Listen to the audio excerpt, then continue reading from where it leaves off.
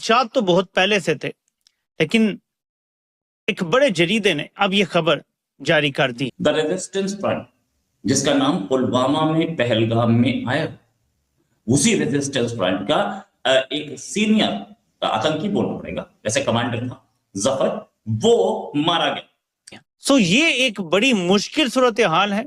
रोटी खाओ वरना गोली खानी पड़ेगी, ऐसा बोला था। पाकिस्तान जो है ना, वो पिछले 10 सालों में अगर हमने कोई डेडलीस्ट ईयर देखा है तो वो ये है जहां पे हम बैठे हुए हैं। रात सब लोग लगे हैं, विदेशी भारत की सरहदों के बाहर रॉ लगा है, इधर इंटेलिजेंस ब्यूरो है, इधर उसे किसने मारा अभी तक नहीं पता है, लेकिन ये आदमी जो था ये द रेजिस्टेंस फ्रंट के लिए बड़े ऑपरेशंस करता था और बड़े ऑपरेशंस को प्लान करता था। साथियों, जय हिंद। आज की लेटेस्ट खबर के बारे में हम बात करते हैं। पाकिस्तान के अंदर बैठा हुआ पुलवामा का मेन मास्टरमाइंड अब ठोक दिया जा चुका है रॉ के द्वारा, अननोन गनमैन के द्वारा। यानी कि पाकिस्तान के पूरे दिन की शुरुआत हो चुकी है। एक एक करके सारे पाकिस्तान के जो मास्टरमाइंड्स हैं, आतंकवादी हैं, जो कि पाकिस्तान में बैठे हुए हैं, उनको उन्हीं के क्षेत्र में जाकर के ठोक दिया जा रहा है अननोन गनमैन के द्वारा। अब पाकिस्तान में हाहाकार मच गई है कि कैसे पाकिस्तानियों के यहाँ अननोन गनमैन जो है आतंक मचा रहा है। सारे आतंकवादी, टेररिस्ट, मस्जिद, सब कुछ उड़ाया चला जा रहा है एक एक करके। तो अब इसी वजह से आसिम मुनीर को भी काफ़ी ज़्यादा डर है, क्योंकि उसको भी खुलेआम धमकी आ चुकी है जान से मारने की। अब पाकिस्तान में काफ़ी ज़्यादा खौफनाक डर सा जो है वो छा चुका है अननोन गनमैन के द्वारा। मेरे पाकिस्तानियों, बहुत बड़ी खबर आई है। भारत के प्रधानमंत्री ने, जिस पर पाकिस्तान के बहुत सारे लोगों को, जरदारी साहब को और बाकियों को ऑब्जेक्शन था, द रेजिस्टेंस फ्रंट, जिसने जम्मू एंड कश्मीर में बहुत सारे हमले करवाए, वो अफगानिस्तान के प्रोविंस बगलान में मारा गया। उसे किसने मारा अभी तक नहीं पता है। अननोन गनमैन जो है, उन्होंने एक ऐसे लीडर को मार गिराया है। बहुत लोगों का इमीडिएटली ये कहना था जी ये तो रॉ ने करा है, लेकिन यहाँ पे एक ट्विस्ट है, जो हमें दिख रहा है शायद वो नहीं है। Deadliest year. बताओ, ये सिग्नल से या टेलीग्राम से किससे टच में थे, किसके साथ टच में थे? ये अपने पाकिस्तानी हैंडलर्स के साथ। यानी कि प्रॉब्लम का ओरिजिन क्या है? पाकिस्तान। तो आप इंडिया में क्यों कर रहे हैं कुछ भी? सबसे ज्यादा जो पाकिस्तान में लोग मारे गए हैं, मेरे पास चार्ट है एक पूरा, वो इस साल मारे गए हैं 4000 के करीब लोग। 4000 के करीब लोग मारे गए हैं इस साल। देखिए, पाकिस्तान के लिए तो शुरू से ही भारत खतरा है। ठीक है, पाकिस्तान को सोचना चाहिए कि वो तरक्की पे तरक्की कर रहे हैं और हम कहाँ पे खड़े हुए हैं। देखिए, उनका वाहिद हरीफ जो है ना, वो पाकिस्तान ही है। एक हमारे पड़ोसी मुल्क है, लेकिन वो इस सोच के साथ नहीं चलते। मोदी की सोच आपको पता है कि वाज़ेह है कि पाकिस्तान को कैसे डिग्रेड करना है, पाकिस्तान के साथ कैसे लड़ना है। वो वाज़ेह कहता है कि मैं पाकिस्तान के साथ मुकाबला करने के लिए तैयारी कर रहा हूँ। उसका डिफेंस सिस्टम हो गया, उसके ओवरऑल जो भी हथियार हैं, वो इसी सोच पे लिए जाते हैं कि पाकिस्तान के साथ कैसे आपने कंपैरिजन करना है, पाकिस्तान को कैसे आपने नीचे लेके। खत्म कराऊंगा जी, जंग तो शुरू करवा रहा है। हाँ, इनको तो नोबेल इनाम चाहिए था। क्रेडिट तो बड़े ले रहा है, ये कर रहा है, वो कर रहा है, कुछ भी नहीं। इंडिया पाकिस्तान का क्रेडिट ले रहा है, झूठ बोल रहा है ये, बिल्कुल झूठ बोल रहा है। आप इंडियन से पूछ ले, हमसे पूछ ले, वो तो इसलिए झूठ बोल रहा है क्योंकि उसने अपने नंबर बनाने हैं। और इतना छोटा आदमी है कि यार मुझे नोबेल पीस प्राइज दो। इतना छोटा आदमी। तो हंसी आ रही है इस बात। आप इसकी आप बैकग्राउंड देख लें, आपको बैकग्राउंड पता चल जाएगा। पर्टिकुलरली मैं कहूंगा पाकिस्तान को कभी इतना ऊपर चढ़ा देता है और फिर पाकिस्तान को गिरा भी देता है। सो ये वो आदमी है जिसके ऊपर आप ट्रस्ट नहीं कर सकते। बिल्कुल आप ट्रस्ट नहीं कर सकते। होता या तो चाइना बचा लेगा या यूएस बचा लेगा। और अभी भी भारत में मनमोहन सिंह की सरकार है जो डॉसिए खेलेगी और इनको कोई आफ्टर इफेक्ट नहीं होगा। हालांकि अभी जो बांग्लादेश की घटना हुई है उसके बाद से अननोन गनमैन का क्लेम हम लोगों ने छोड़ दिया है। अब तालिबान भी इसकी जिम्मेदारी नहीं ले रहा और भारत ने भी जिम्मेदारी नहीं ली है, इसलिए हम जिम्मेदारियों को किनारे हटाएंगे। रेजिस्टेंस फ्रंट जो है कश्मीर में बहुत ज्यादा एक्टिव था।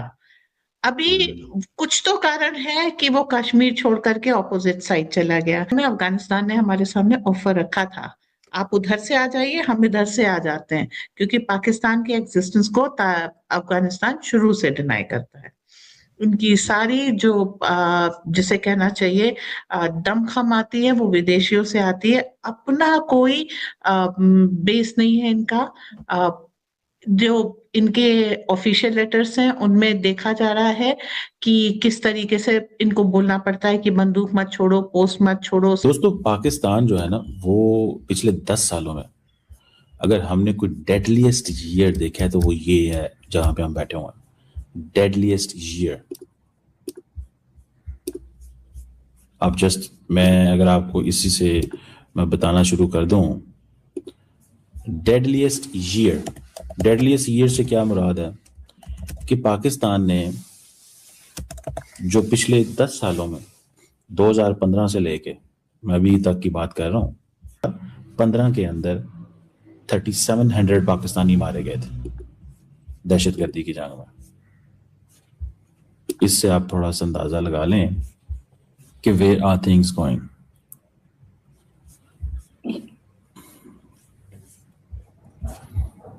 अगर आप ये सिर्फ ये सिर्फ डाटा मैं आपको बता रहा हूं, डेडलीस्ट ईयर है ये।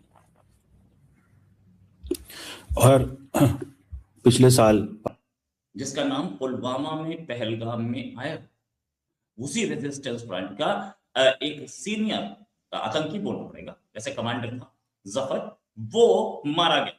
वो अफगानिस्तान के प्रोविंस बगलान में मारा गया।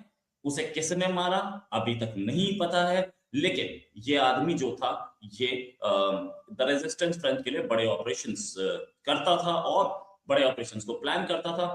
एक सोर्स और है, बड़े कमांडर को निपटा दिया गया। मैम, बहुत बहुत स्वागत आपका हमारे शो में। मंजरी मैम, मैम एक चीज कि रोटी खाओ वरना गोली खानी पड़ेगी, इसको पाकिस्तान ने सीरियसली नहीं लिया क्या?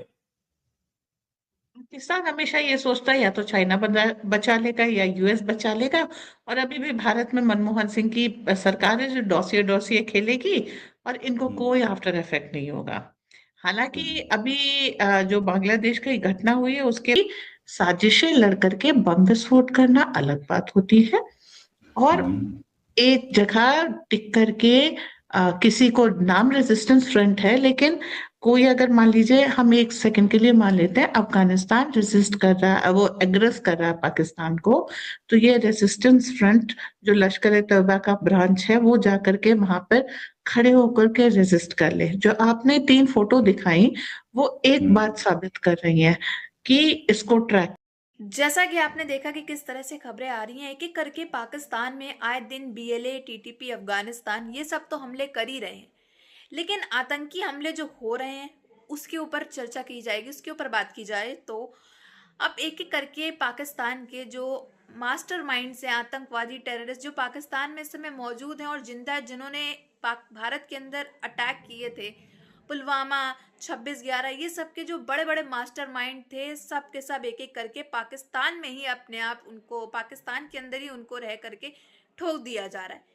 और इसमें अननोन गनमैन का बहुत बड़ा रोल है। अननोन गनमैन जो है वो एक एक करके सबको ठोकता चला जा रहा है।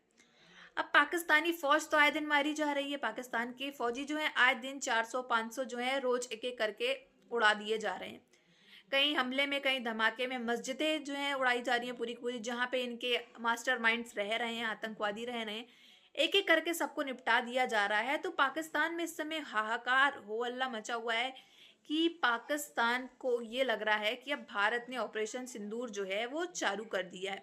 2026 की शुरुआत में ही एक एक करके सारे आतंकवादियों को ठोकना, यानी कि ये सिग्नल है कि ये भारत के द्वारा ऑपरेशन सिंदूर 2.0 जो है वो जारी कर दिया गया है। और इन पाकिस्तानियों को काफ़ी ज़्यादा भय लग रहा है, काफ़ी ज़्यादा डर में है, काफ़ी बड़ा सदमे में है कि कैसे एक एक करके हमारे ही क्षेत्र में आकर के रॉ ने ये काम किए हैं, प्रोपेगेंडा चला रहे हैं, रॉ ने किया है।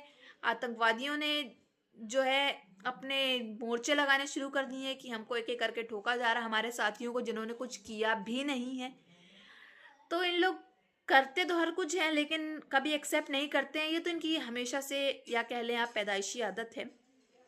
तो वही सब पाकिस्तान भर के अंदर इस समय चल रहा है। बड़ी बड़ी ब्रेकिंग्स चल रही हैं कि हमारे जो हैं इनको, इन मोहम्मद इनको उड़ा दिया, इनको उड़ा दिया, इनकी कोई गलती नहीं थी। ये क्या हो रहा है, पाकिस्तान की सिक्योरिटी क्या कर रही है, पाकिस्तान की सिक्योरिटी फोर्सेस को क्यों नहीं खबर है कि अननोन गनमैन यहाँ पर कि ये सब आतंक मचा रहा है और ठोक के भी चला जाता है। काफ़ी ज़्यादा सदमे में है और काफ़ी ज़्यादा डर में है इस समय पाकिस्तान।